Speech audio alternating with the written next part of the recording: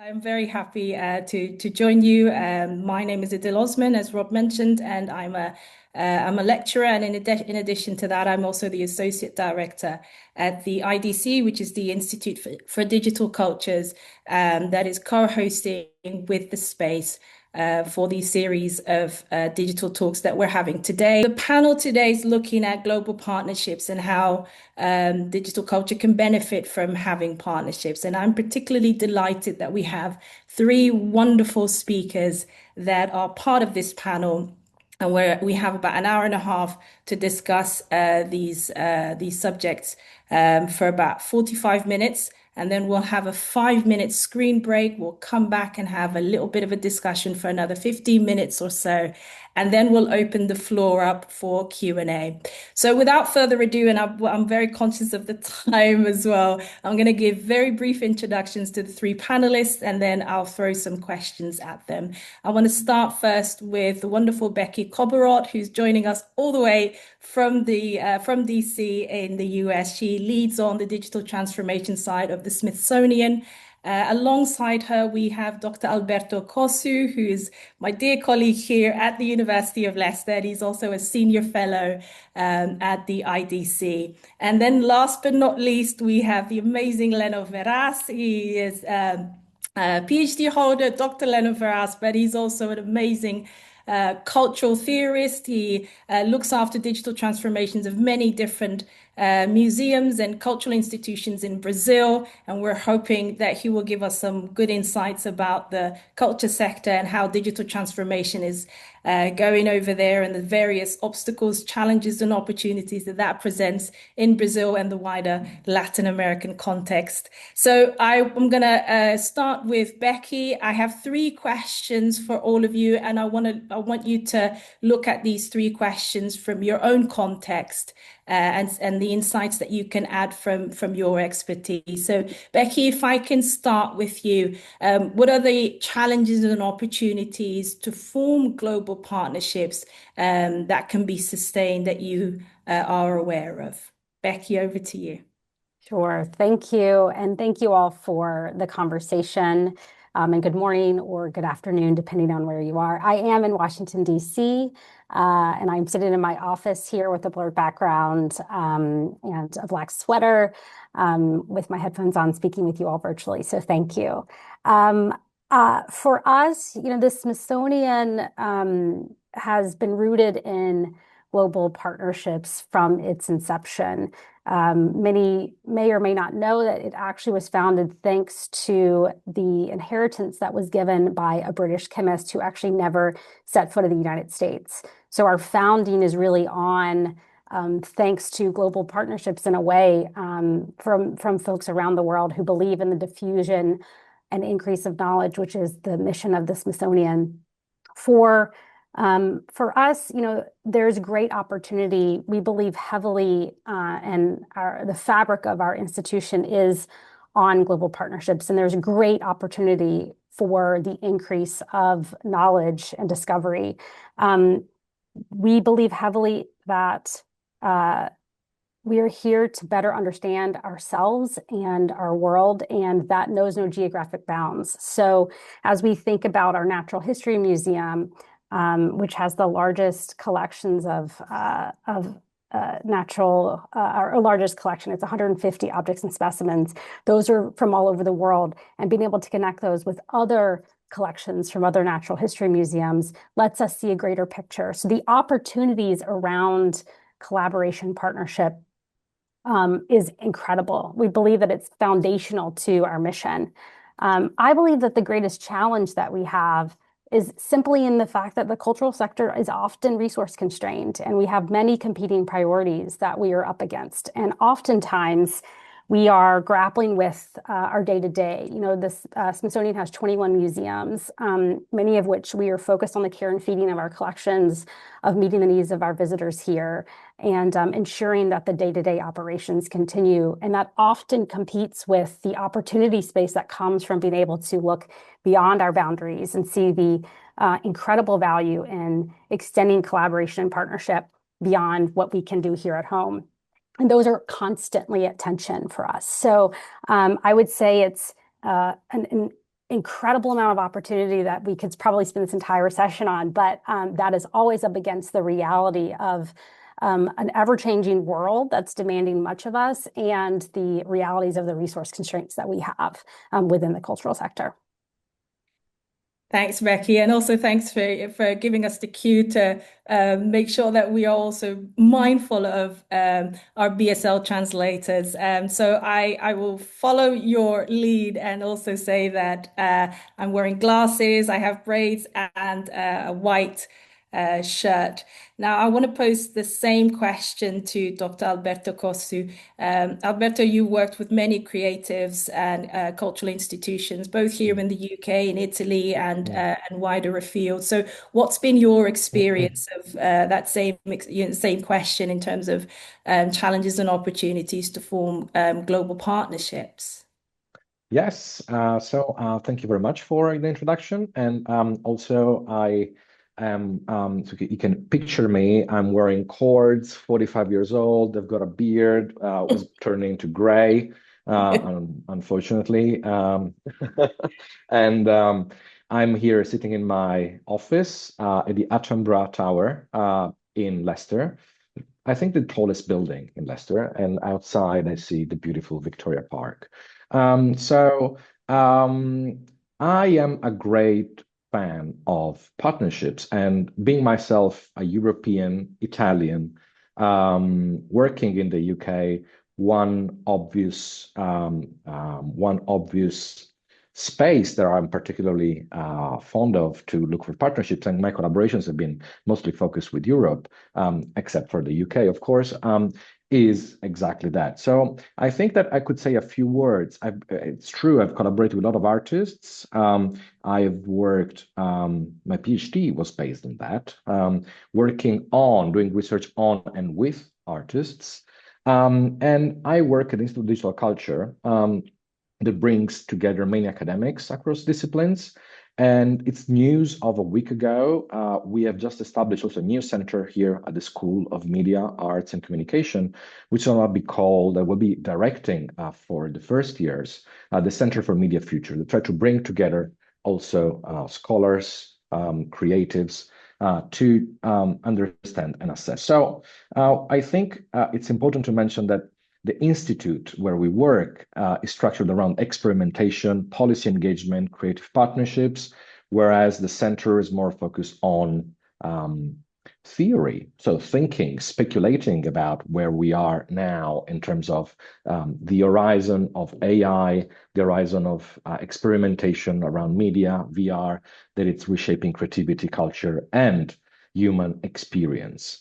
So I think that my perspective comes from trying to build transnational and interdisciplinary bridges. So I think that both are important between digital creativity, cultural institutions, and research infrastructures. I think later on I can mention more in detail one of these. So one key challenge is, I think, funding and temporality. If we look at Europe, we look at Horizon, which is a EU-wide program, and Creative Europe that can be powerful, are indeed powerful, but I think they rarely support the long-term relationships that real creativity needs. And I have felt that the result is often partnerships that dissolve once the deliverables tick off. So I think that another element that I see as challenging is cultural translation. I've been part of different European projects, and when you have partnerships across borders, I think they require more than shared goals. They need shared vocabularies. If we put together a museum curator in Rome, a coder in Berlin, and a media artist in Leicester, they often speak different institutional languages. And I face this as a barrier, and sometimes we need to create a relationship that sustains those bureaucratic goals that Europe funding or funding in general. So another side note, but it's not a side note, I think it's also platform mediation. Being a digital media scholar, critical digital media scholar, we cannot forget that we are often collaborating through proprietary commercial infrastructures that shape what collaboration means. We are seeing it right now on Zoom, which is a pretty powerful tool, but we shouldn't forget that this is sometimes imposing a logic of attention and data that we sometimes overlook, which is also safety, surveillance, and so I think going to the opportunities are the two main points that I would like to point. And I think that if we look at the world where we are now, the post-pandemic world, I think what happened is that we have normalized hybrid creative work, distributed residencies, virtual co-creation, network laboratories. And these, I think the opportunity is that we have now, we have also smaller institutions able to internationalize in unprecedented ways. And I think there's a great opportunity. Last point for me is that the global partnerships, I think, are becoming the creative infrastructure of themselves, as we do at the Institute with the global, with observatories as well, where we listen to the needs, and then we try to come up with solutions like a network of networks. So we are learning to sustain collaboration, not through bureaucracy, but through creative trust. So I think the main takeaway is that for me, the challenge today is to move from the project-based partnerships to relational infrastructures. So to say networks that endure because they generate shared meaning, not just shared outputs. I think that's such a wonderful point, Alberto. Really moving away from project-based partnerships to relationship-based partnerships, because that's more enduring and definitely more sustainable as well. To not just focus on, project, because once the project finishes, then that pretty much is it. So I really like that final 2 points that you've made. And I think that speaks to Leno's approach as well. When you've worked with so many different cultural institutions, the biennial, the museums in Brazil, these are all relationships. And I've personally witnessed it when, I spent some time with him in Brazil. The relationships that you've built with these institutions become enduring, even after you've left, 5 years ago, 10 years ago. These become sustained over time. So Leno, same question to you. What do you think are the opportunities and challenges for forming global partnerships from your particular vantage point? Hello, everybody. I'm Leno. I'm a white, not so young anymore guy with a cultivated mustache in the way. I'm wearing a blue jeans skirt, a blouse, and I'm in my living room, shared now hybridly with my near friends. Hello, Becky, Alberto, and Vicky and Jenner that were graciously interpreting us. And hello, Idil, my dear friend. It's a pleasure to be here with the team of the Space also. It's a gorgeous program. So thank you, everybody that was talking before. I went to the first talking by the beginning of the day and appeared as a guest in the middle of another people conversation. So I'm back now in the proper room.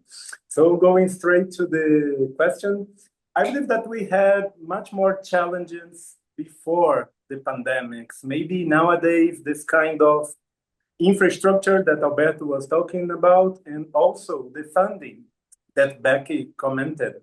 We were struggling inside the institutions regarding institutional international relations being too expensive, and at the same time, too much challenging regarding juridical issues as the data and as the payment structures. It was just too hard to be doing too much connections regarding foreign policies, regarding economic translations. And I believe that after the pandemics, one thing that was changing for better was really that the institutions understood how we can get the means and the structures that are being developed as the companies that we are talking through, as Alberto also commented. This is an important perspective to the issue, but at the same time, we understood that we can be doing hybrid formats of programs, that we can be doing more looking forward programs, not just like to meet and to exchange, but to focus on transferring knowledge and building capacities, and understand that it can be a more equilibrated geometry in between North and South institutions, but also in between some regions. Sometimes we were too close to be connected further. I can talk about South America reality, for example, we sometimes were connected much more with some Europeans or some North American institutions than to our proper region reality. And also the Global South framework started to work much better after this understanding that the digital culture connects us in different territories and for different communities using, but at the same time, we can be acting together and building knowledge together and understanding the methodologies of each other and understanding which kind of tools can be implemented in both or multiple institutions together and to looking forward to new approach in our collaboration. I believe that this is what I understand as an opportunity now. We arrived at a place in where, sorry, we can look forward for a longer arc of time.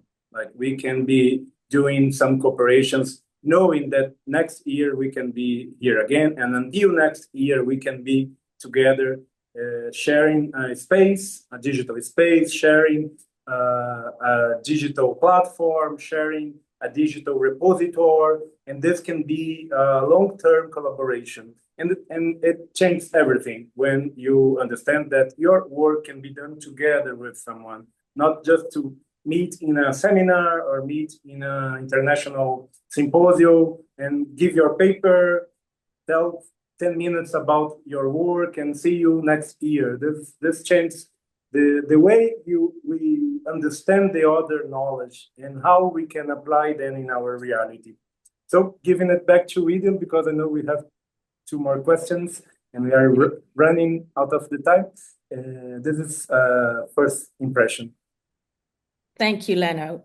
And I appreciate that. And we operate in an evolving global landscape. Some of the challenges you've mentioned, I think, is it's something that reverberates across this panel and across the sector.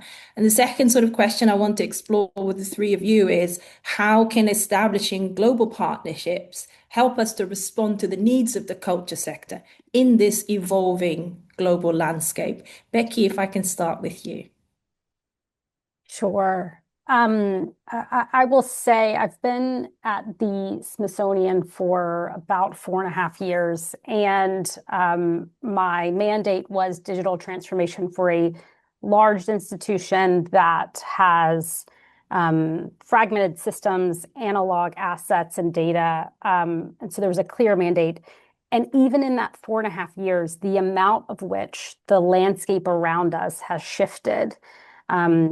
Of course, my work is focused primarily in the digital space and understanding the incredible disruption that AI has had on behavior of our audiences, and even seeing how other sectors, business and the private sector, are grappling with these changes and seeing their behaviors.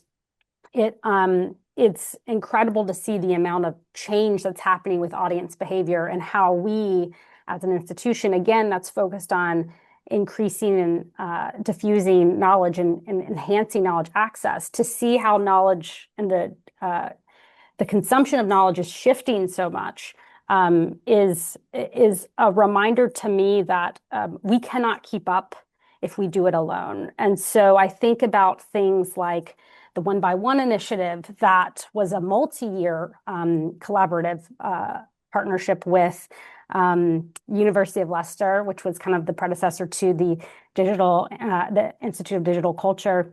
It was a response to realizing that the cultural sector together is all grappling with the same challenge of how do we train our staff with the confidence and the skills and the capacity to evolve with this world that will not stop evolving around us? How do we build capacity for our staff and build in them skills and the confidence to continue to evolve? And again, in a sector that is often resource constrained.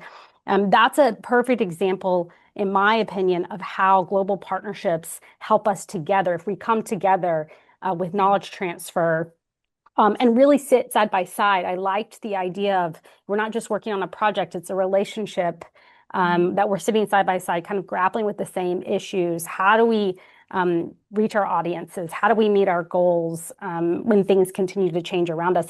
And the beauty of the cultural sector is that we're not competing with each other. We're actually all here together, realizing that working together makes us much stronger as a whole than some of the other sectors who are often competing with other institutions that are like-minded. So we have the unique value based on our mission that we get to look across the pond or elsewhere in the world and say, how are they dealing with this? Is there an expertise that exists in another institution that can come alongside us and work together? And I have personally found that that is the only way that the cultural sector is going to survive and respond to what's happening in the world, is by coming and joining together with other organizations and institutions like mine, but diverse perspectives, diverse expertise to solve this together. So for me, I believe that not only does it help us respond, but it is critical to our response to the evolution of the landscape.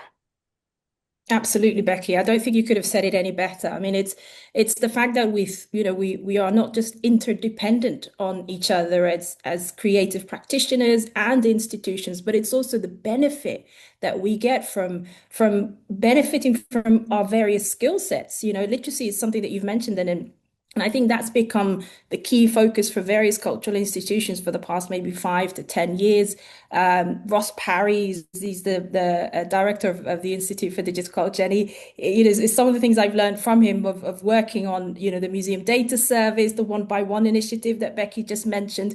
These are things that keep coming back. How can our workers, our colleagues be more literate in their practice and have more autonomy and control over the practice, the creativity that they bring to these institutions and the culture sector more widely? And those are the things that benefit the most from having that global outlook to collaborate with each other and benefit from each other's skill set. And this is my sort of segue to Alberto, because these are things that I know speak to his core interest and values in his approach to academia as well. So Alberto, over to you. Same question Yes. about how global partnerships can help us respond. Yeah. So, again, I reiterate, it's very, very, very interesting conversation so far. I'm also learning a lot from the other experiences. So thank you very much for hosting this. So I think that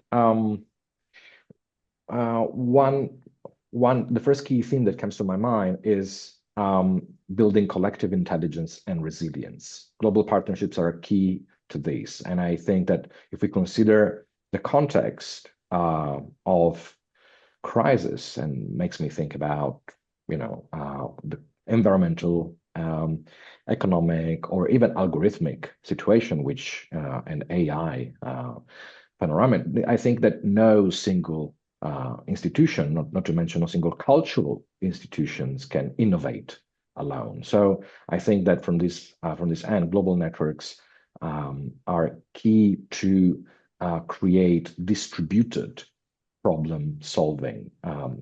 Reiterating what I think Becky said as well, and you reiterated as well. So sharing audience insights, for example, also collaborating with the audience agency. We're collaborating right now with the Institute here in the UK, with digital literacy, again, very, very important, and also creative methods. So this, I think, feeds to the second item that I think is important, which is around ethics and policy shaping. So these kind of collaborations, the global collaborations, are crucial in developing common ethical frameworks. If we think now around AI, data, for instance, in Europe, there are important conversations on AI in culture, and they are currently feeding into the UNESCO Creative Commons guidelines.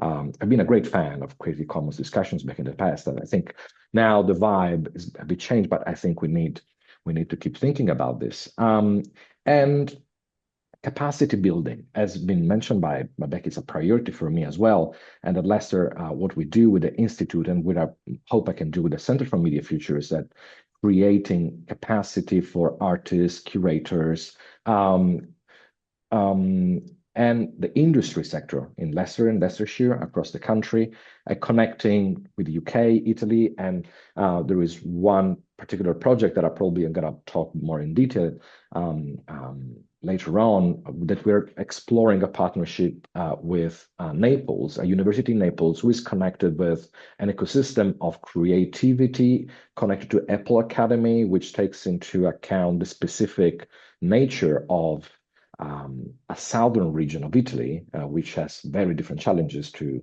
the global north. I would say even Italy is not the global south, but it still has very, very peculiar challenges. So being able to connect to these initiatives is very important. Last, if I can mention something that starts from my own strand of research, which is something that I've developed through the Institute as well, which is what I call the sensorial turn in digital cultures, which stresses how technology is now paradoxically reintroducing bodily, affective, and emotional depth in the digital experience. I think the global partnerships for me, what I'm trying to build now, are essential because sensorial perception is also cultural specific. So having a global conversation around the topic is going to be essential to understand. So to conclude, I think a global partnership shouldn't just help us react to change, but also help us to reimagine what cultural experience can be in a world where digital mediation is becoming kind of a default condition. Yeah, absolutely. That point about reimagination, I think, is so key, especially as this industry is so evolving. We saw it with COVID, for example, the way that we immediately had to shift to think about how are we still going to meet our objectives whilst operating in an isolated manner and quickly having to upskill ourselves, all of us at varying degrees of digital literacy. But capacity building, I think, goes across the board. And Leno, I know Brazil has a big priority for this at the moment in terms of the culture sector there, where there's a need for digitization, and the various institutions are at varying degrees of having the capacity to digitize their cultural objects and collections. So perhaps you can speak to that from the Brazil's perspective. Perfect. I will recover two concepts that were said by Becky and Alberto that will help us to keep going with the triangulation. Digital and media literacy. This for me is very important to us to understand how to cooperate. And this kind of collective intelligence approach is also something that I understand that can be useful. I came from a background in the United Nations agencies cooperation, and this kind of understanding, when we achieved in Brazil for the UNDP, in my case, the forms to cooperate with other agents of UN through the communication and information structures from inside the agents. It means that we have done in 2010 digital archive of photographies from the field projects that were running, and you are able from that moment beyond to understand that you can use the results of other projects from other agencies to your publications, to your agency, and understand which was created by one agency inside the same structure of the organization, the United Nations in the case. It can be work for you also. And all the results that you are achieving, it's also part of this collective intelligence, and everybody was gaining together, and the digital structure can be put in us in the same group. If you are dealing with gender agenda, if you are dealing with agriculture collaboration, if you are dealing with health insurance in the state, if you are in the Ministry of Education, or if you are in the international affairs, everybody was able to somehow learn and use the tools that were developed in other realities. And this for me was what brought me to the cultural specific sector, because in the cultural sector, as Beck said, we are dealing with a common ground and the challenges that we are facing can be beaten just together. This is, for me, a clear truth. We have no power and money enough as individuals in organizations approach to change the game. We have to be in a network of collaboration to go further in the juridical aspects and economical aspects.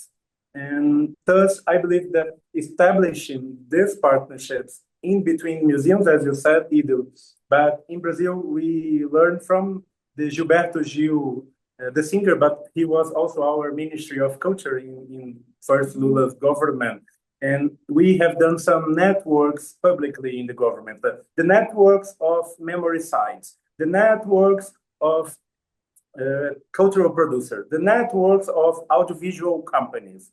And for 20 years now, this shown us that the network became the organism, and bigger organisms can survive it better in challenging environments and can adapt it better because it has some different intelligence, that has some different bodies, has some different intellects there.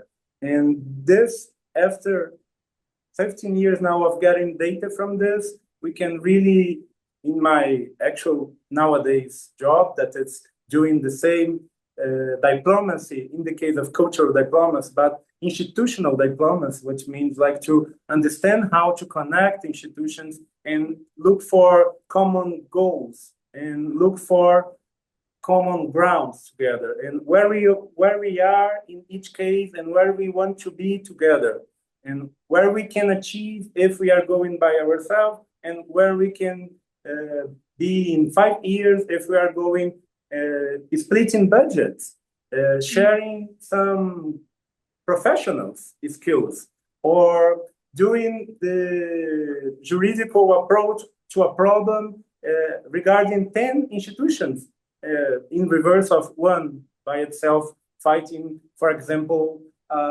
authorial law of intellectual property. This is tough issues to one institution to go there and say, I'm going to open my data. Creative Commons, for example, it's really good example, Alberto.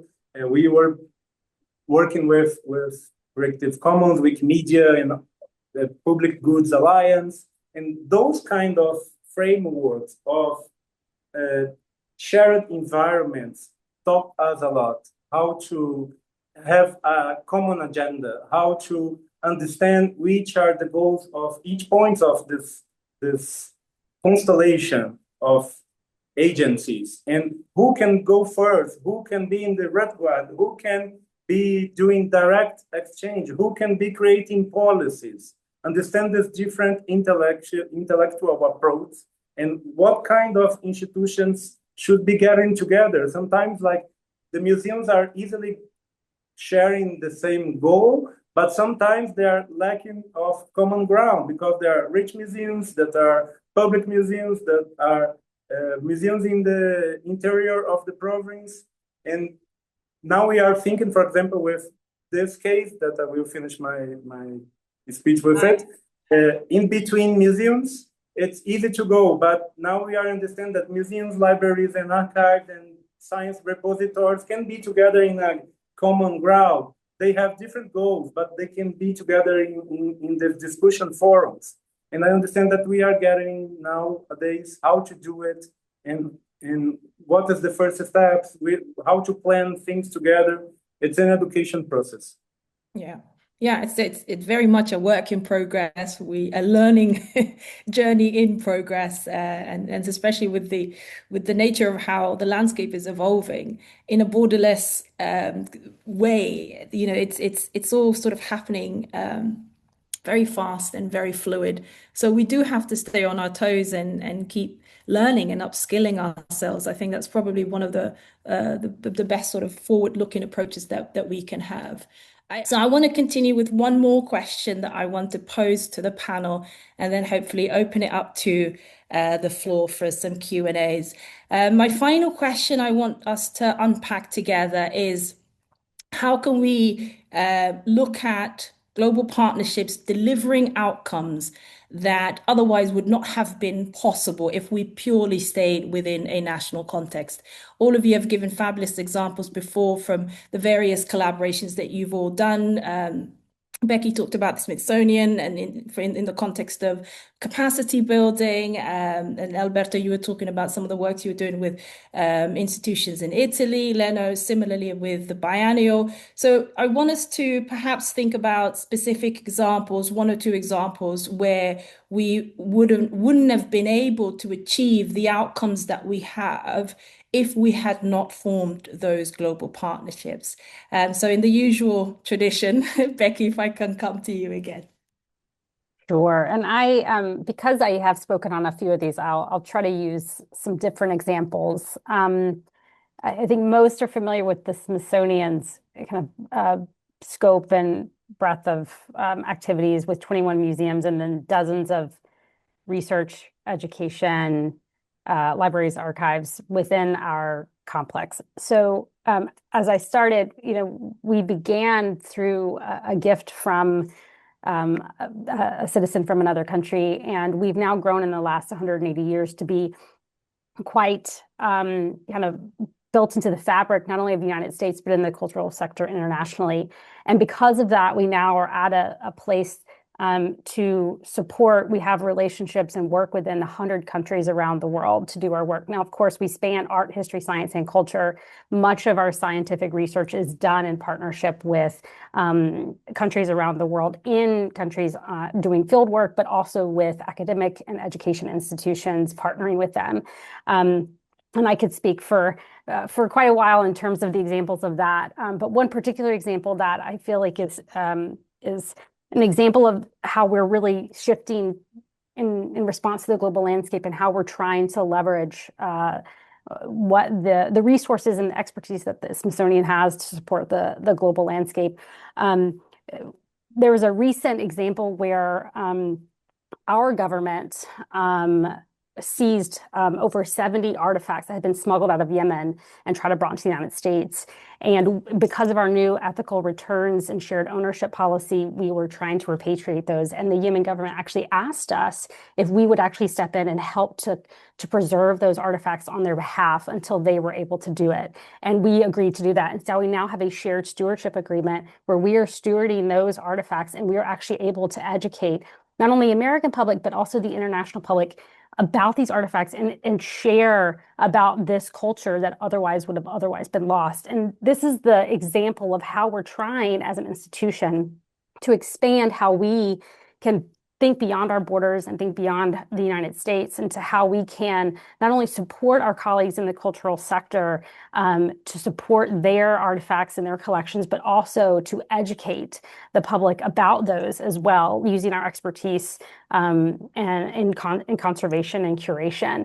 And so those are like mission delivery, like true kind of how do we step in the gap and really support the global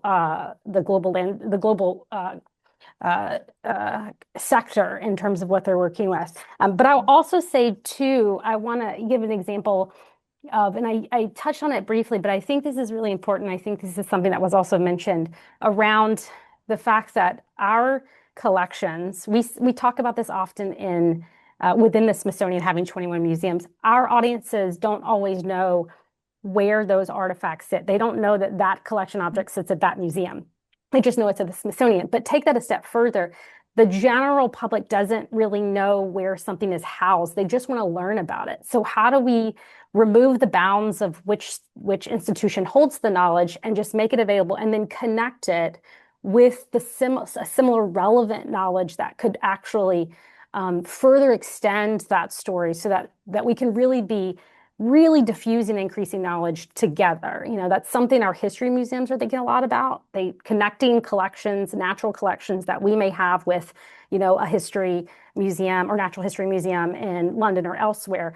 How do we do that broadly? How do we create those linked kind of graphs and connections that's something we can't do on our own? That, we only have the collections we have, but if we start to connect it with all of the collections around the sector and the knowledge they hold, all of a sudden now we have an incredible graph, knowledge graphs and web of knowledge that truly meets the mission of all of our organizations. And that's an outcome we can't do individually. So I think that's another example of how when we start to work together, we unlock something that is just incredibly impossible. And that's what digital is allowing us to do, I think, as well, where we've been stuck in physical spaces for so long. Now those divides and geographic boundaries are broken because we have a digital landscape that we all can leverage to further connect our knowledge. So that was a little long-winded, but I wanted to give those couple examples to really paint the picture of what's possible and what we're excited about doing here, at least in the Smithsonian. Thank you so much, Becky. Those are some really hopeful examples, inspiring examples as well. And I want to move on to Alberto and ask for some of the examples that you could think of. Yes, so I think we'll focus on mostly two things. One, I mean, of course, we, as part of the Institute has established quite a bit of connections, research observatories, and we're very, very active partnering, leading grants, global collaborations, and museum data services mentioned, but others are coming up as well.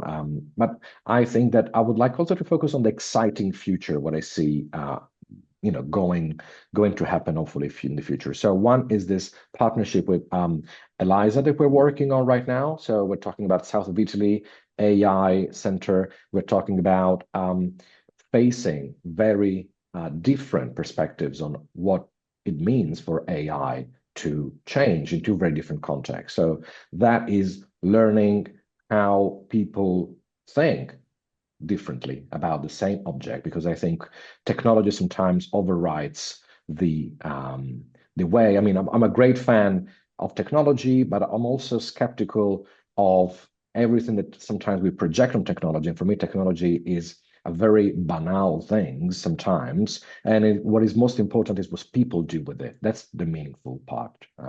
That's my approach usually. So we will be working with the center, as I mentioned, an ecosystem of creatives in south of Italy, trying to listen to their needs and trying to come up with tangible tools, frameworks, open access methodologies, summer schools, learning and sharing the insights that come from the networks of the Institute and bringing them and learning from a Mediterranean, for example, approach to AI.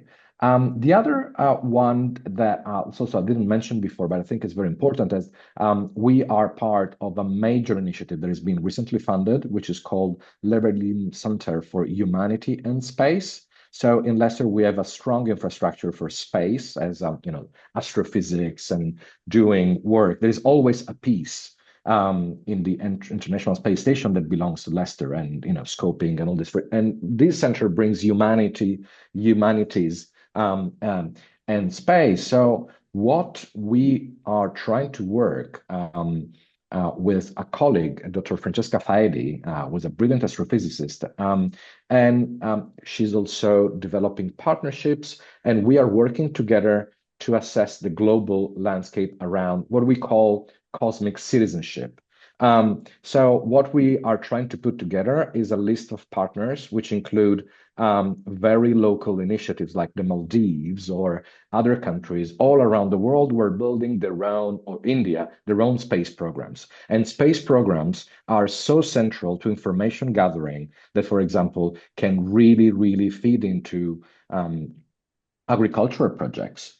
And there have been research that has been done on the emergence of drought, so the problem of dry land and conflict emerging across countries who are now suffering from extreme weather conditions. So that's something that we are trying to establish. So global network, interdisciplinary, astrophysicists, artists, space innovators. We have in the pipeline major space funders, startups. So that's something that we see truly physically as well, global, right? So shaping our digital culture as well, from my own perspective, shapes planetary imagination. So that's something that we are working on, and I'm really, really, really excited. And as a reflective conclusion, if for 1 minute, I think that one thing that I'm working now is this concept of resonance. And if we take resonating as a form of connection that goes beyond the instrumental transactional connection, like the project-based, we do things together because we need to achieve goals. But I think that we are hyper-connected for sure. And so meaningful partnerships depend less on bandwidth and more on shared purpose, care, and creativity. So it's about forging true alliances, as also some of the questions that I see coming to tackle the real challenges that we have. So if we don't have shared purpose, shared care, and creativity, I think our path is going to be kind of short. And at Leicester, I think through the Institute, the Leno Center for Humanity and Space, and future initiatives that we are building, I think we're trying to build an infrastructure of resonance that lets culture thrive in digital first environments. I think most of the experience now, for good and for bad, is digital, but everything can go through digital. Care, sensation, emotions as well. And I think we're doing it as well in this particular call. So yeah, that's my bit. Thank you, Alberto. And last but not least, Leno, some of the examples that you can share with us, please. Thank you, Idil. I will take the astrophysics word to begin, because I was the deputy director of the Astronomical Museum for the Science and Technology Ministry of Brazil. And this was one of the examples in which we could have done a good network in between international representatives in Brazil. So we gathered Goethe Institute and the Instituto Francês and other institutes in Rio de Janeiro, which is the place where the observatory is located, and connected those North Hemisphere institutions that wanted to be connected to scientific field in Brazil, to a network with Vera Rubin Observatory in Chile, with Costa Rica Sound Observatory, and represented South America and Latin America to the North institutions. And through scientific fiction and speculative fiction, authors and themes and books and films in between. So the cultural sector was the enzyme that catalyzed the relation. And now the scientific institutions keep going with their connections through this gathering that we have done through culture. So I understand that the cultural sector, as Becky also said, it's transnational organism, and we know how to do it much better than other fields of knowledge. We understand that we are not enemies, that we are looking for and fighting for our common space. And when you said like space in their spaceship sense, this for me, this planetary approach that scientific field forgot how to do. I believe that this was the beginning of science, and we lost it in the way that the cooperation in between scientific sectors are decreasing instead of increasing with the transdisciplinarity approach that we need to understand as a base for all the comprehension that we are now gathering about what is collective intelligence. So using for comparison, another example more close to Smithsonian reality, when National Museum in Brazil was on fire after we had this great mission of reconstruct the material collection. And the way to do it, the beginning of it was through the digital collection.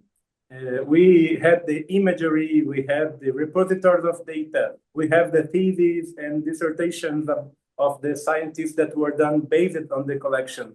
And this was a thesaurus. This is something that was able, through it, we were able to reconstruct the framework of the collection and understand how other countries can collaborate. For instance, Italy, Alberto, sent to us, we are sharing some collections of Greek and Roman Empire. And this is happening, for example, with indigenous various multiple ethnicities in Brazil that are donating contemporary art, rescuing their different historical background. And we are now making a national idea of identity of Brazilian cultural sector and historical approach with different states, different communities, different territories, And this is making the National Museum a real national museum instead of an imperial, old-fashioned, which is not a direct problem. It's useful, but at the same time, it's much more worthwhile. The communities inside the museum and the network that is being done, it's a network that will be working for the museum from now beyond. So I understand that the both cases that I'm bringing as example, as Idil asked for, in the Brazilian and South America reality, one is the National State Museum, another scientific dispositive from the scientific ministry. The both are now based on networks of science production that were created through cultural connections and soft power diplomacy. This is the mainstream that we are looking forward now to keep going with the both institutions. So I believe that another institution from another fields could also implement this kind of methodology of thinking. It's a very used word, but the mindset of the institutions are changing, and we have to advocate internally to the directors, to the boards, that this is something that worth financing, worth new professionals, worth hiring people to be responsible to make this network be reality for years ahead. Yeah, thanks, Leno. These are very future forward-looking examples, and it really leads nicely onto the questions that we've been getting onto the chat. So this would be a nice point for us to open up the panel and to start looking at answering and discussing some of these questions.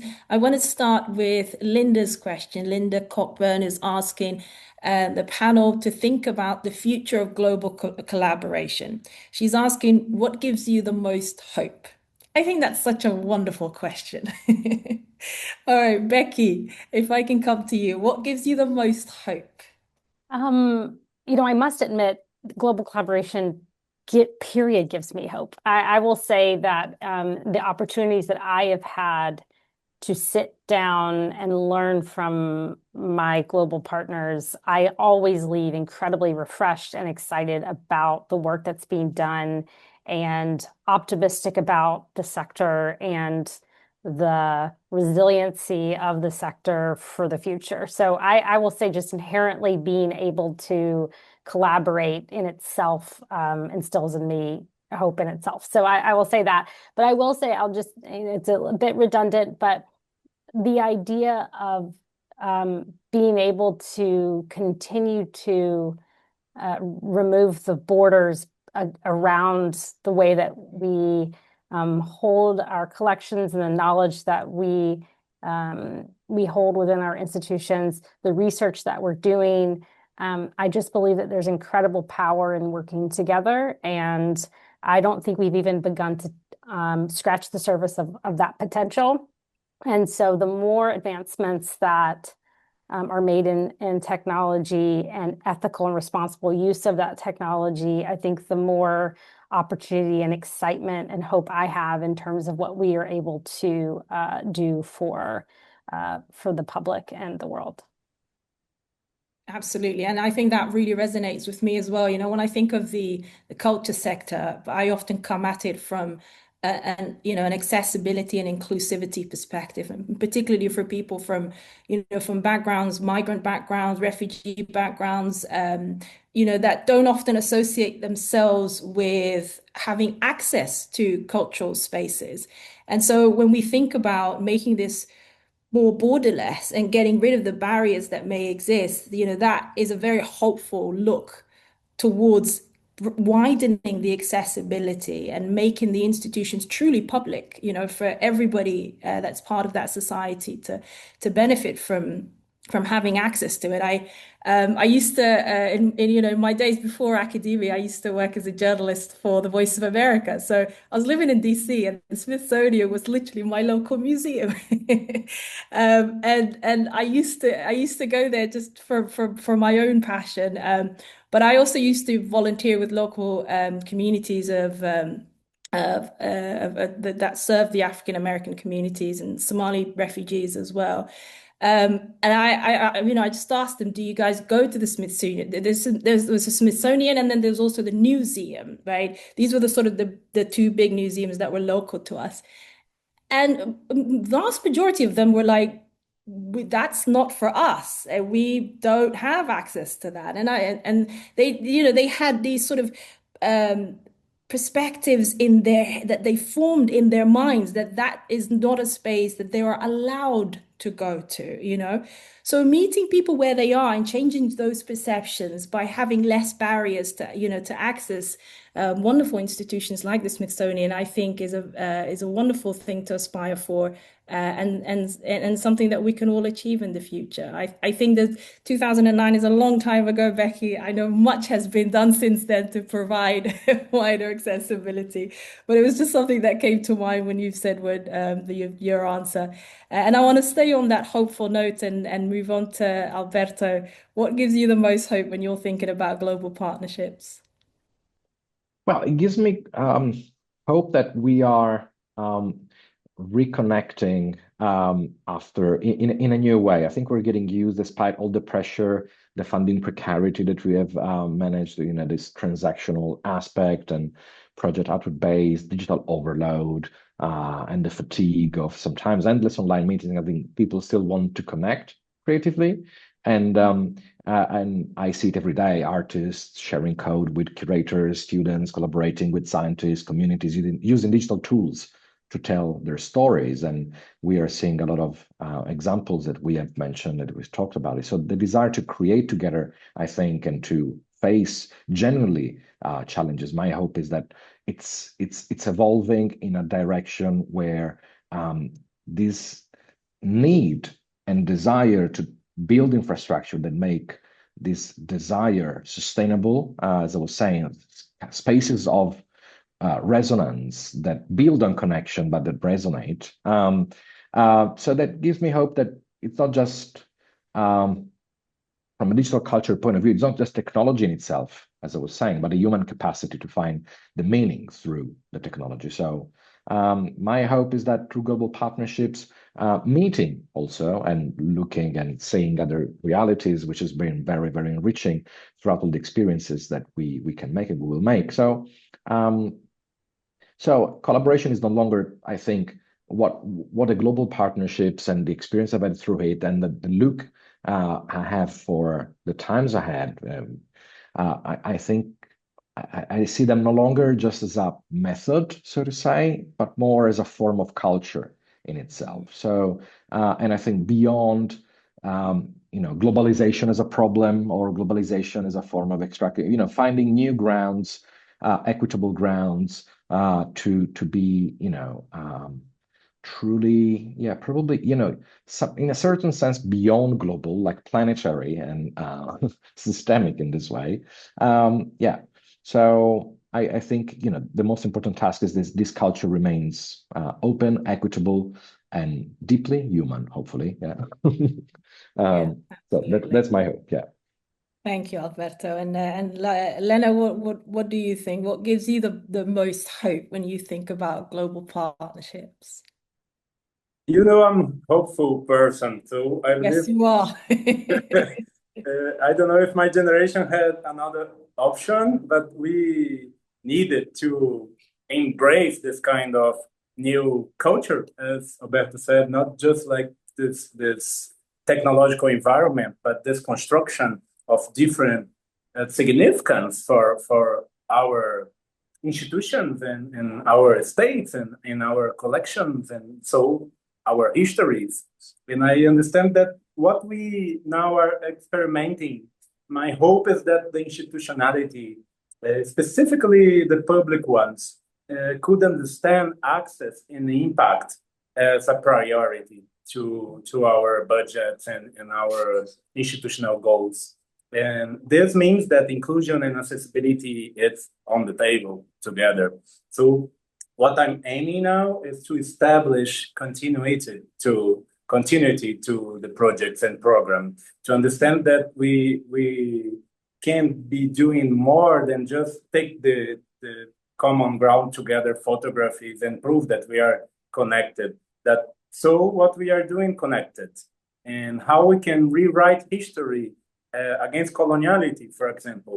How can we reconfigure our racial equilibrium? How can we fight gender issues within this kind of new frameworks and methodologies that are emerging from a new culture, a new science? And this is the real challenge.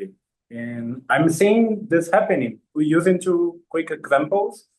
We are collaborating with some British-based museums right now from different institutions in Brazil, and to the public in United Kingdom to understand, like the British Museum is creating a new center of excellence in research in Latin American art, and this has been doing together with different anthropologists, indigenous persons, cultural historians on the ground.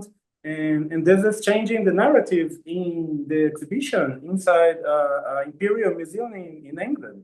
And this is being doing by Natural History Museum and also Science Museum regarding the Slow history, which is so problematic. And so regarding this example, what we can find, that together we can find some solutions, not being against each other in this political discourse. And this is a big proof for me that a new culture related to our collections is emerging. We are creating questions together and looking forward to respond them together. This is a really new approach. This was a dream 20 years ago, and we are pushing it hard. It's a tough job, but we are starting to have some kind of actually improvement in this sense. So I believe that the hope is that the tools are being used to the proper finalities. Yeah, and that mind shift is sustainable, that we can, maintain that cultural shift to think in a collective, inclusive way that you've just described, Leno. It's a very futuristic outlook and very hopeful. It also leads us nicely onto the second question from one of our wonderful students, Miriam Dembo. She's one of our PhD students, and she's saying, thank you so much for an insightful discussion. She would like to ask, from your perspective, so this is a generational question, from your perspective, how are the younger generations influencing digital cultural practices differently to the older generation, particularly in the context of global collaborations and partnerships?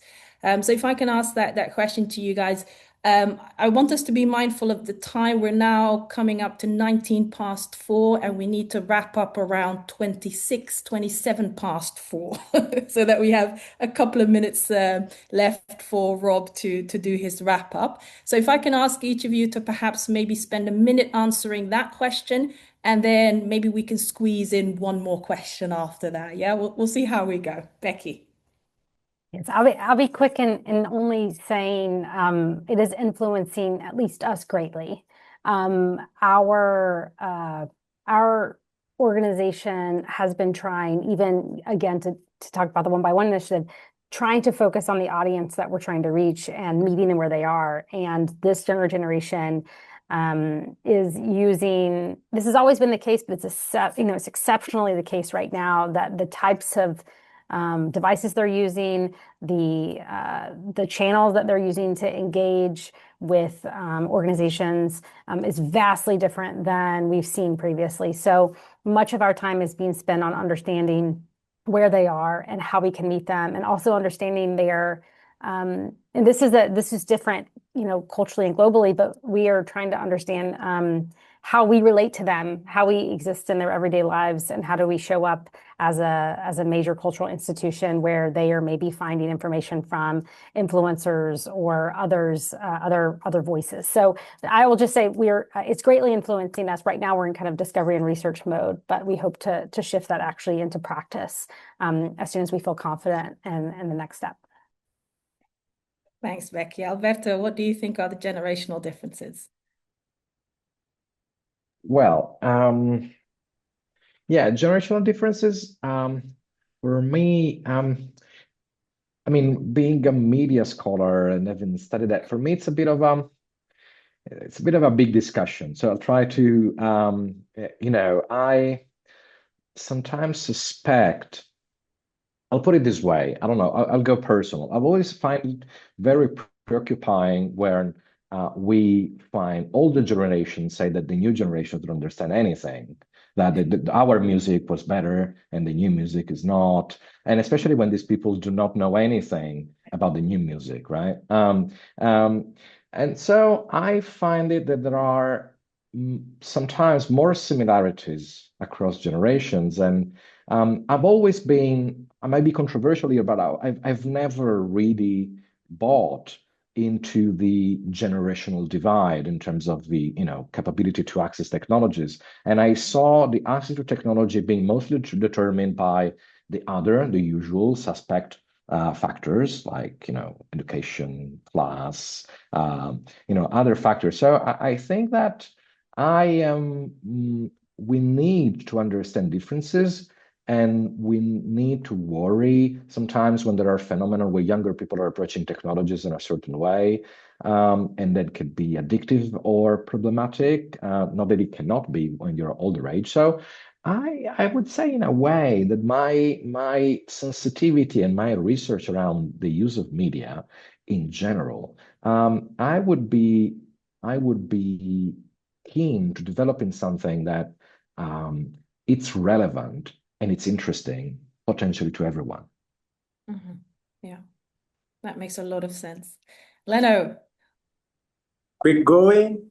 I'm also going personal, but at the same time going with my social scientist background and regarding archaeology of media. And I'm the guy inside the institutions that I'm saying always we need to do intergenerational projects, as though we are not connecting different publics and they are really receiving different agendas from different means. And this is what I believe, that the new generations as mine, when I was starting to read from my millennial so-called generation, there was coming a cell phone and also a computer and also the digital television. So my understanding of the world was embodied through those medias, and I was also expressing myself into these different networks. And sometimes it seems that the institutions with their old generation directors and boards could not even imagine it, how they are missing the gap to really have a dialogue with new generations. And for me, it's not the fault about the generations, the lack of attention and the multitasking, open eye, and difficult to concentrate. This is just because we were, before the pandemics, happy enough to have an exhibition materially thinking inside the museum in the big cities. And what about the small cities in the provinces? And what about the community that were not able even to go from the periphery to the center of the big cities? This was not a technology wrong approach. This was a social wrong approach. Yeah. And the digital means are trying to reconfigure this unbalanced kind of structure of impact and access. And now we are dealing inside the institutions with, whoa, we have tons of visitors through the digital means. And whoa, we are gathering information and having the asking from people that I even don't know that exist. And they are giving us attention right now and giving us feedback and proposing us questions so nice like this one. And this was not in the side of the institutions before. So knowing that Alberto wants to say something, I will just stop here because of the time. But for me, it's kind of a 2.0 institution mind, not a 2.0 internet approach. It's just that the old institutions are understanding that they are in already now a quarter of a new century. And there are people that are just digital based and they don't want to be buying expensive catalogs of exhibition that they cannot go to visit in their work hours. Mm-hmm. Yeah, absolutely. I mean, it shows that there's not always that it's more complex than just generational differences, isn't it? And I'm glad that you gave the example of the, the peripheries and, people not always having access to the urban centers, because that speaks directly to what Alberto was saying about, the usual issues of class and, gender. And so it's not always about, generational differences, although that is a key configuration, I would say. Alberto, did you want to say something, or would you just sort of supporting Leno with your thumbs up? No, yeah, if we have really for 30 seconds, I wanted to mention Yes. one concrete example that speaks about a configuration of a museum, which is, I think, the best museum I've ever visited, which is the Vienna City Museum, recently refurbished and recreated. Display is insane. The digital, the storytelling, and I think it is done in such a way that it can really appeal to every generation. So I think there was a massive work that they've done there with the new standards and ideas about curation and inclusivity and for every kind of needs. So that was like just a shout out to one of the most amazing experience. So if we design things very well, if it's a museum, digital experience, it can cater to everyone. That's it. Not easy goal to achieve, but something that we can work towards. Yeah, no, absolutely. And it's good to have examples like that, that can give us something to work towards, that can maybe, repurpose for our own context, but to have things that, allow us to have as a reference point, I think is very important. I'm very mindful that we're now got 2 minutes left before we have to finish, and the wonderful BSL team have to go at 4:30, which is why we have to be so strict with the time.